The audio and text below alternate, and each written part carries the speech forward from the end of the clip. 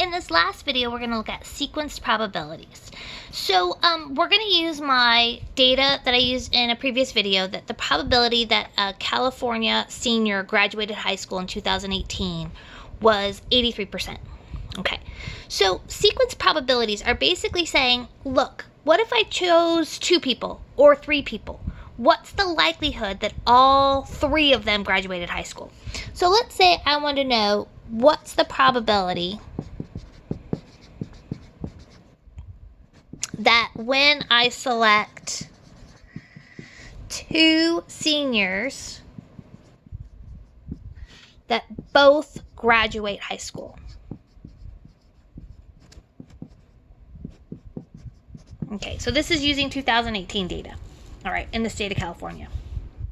All right, so because I'm selecting 2 people, that's called sequenced probabilities. So I'm choosing a graduate and another graduate.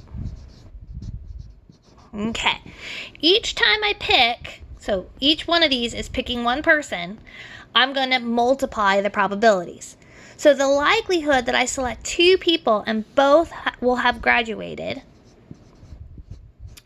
is taking 0.83 times 0.83.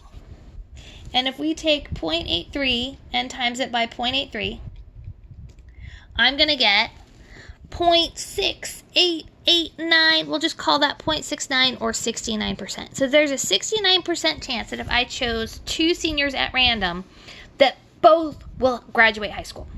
Okay. What's the probability that neither?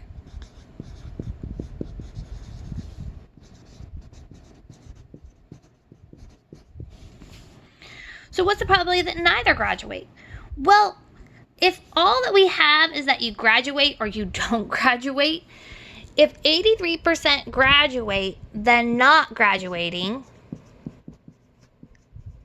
would be 1 minus 83%, which is the same thing as 17%.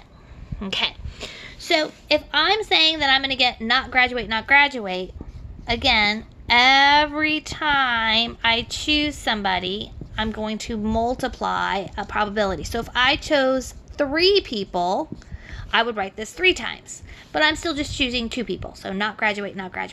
So the probability that somebody doesn't graduate is 17%. So I want to multiply 17% by 17%. So if I take 17 times 17, I get right around 3% if I round. Okay. Now, interesting thing. What happens when I add 69 and 3%? 69 and 69% plus 3% is 72%. It's not 100. Why? What's going on here? Well, when I pick 2 people at a time, what's going on is that I could get 2 graduate, neither graduate, or I could get 1 of each. Okay, so what happens is that be careful when you're using the complement. So if I wanted to know what the complement was of no one graduate, so I know that these 2, that getting 2 no graduates is 3%. Okay, so that means that getting at least 1 to graduate,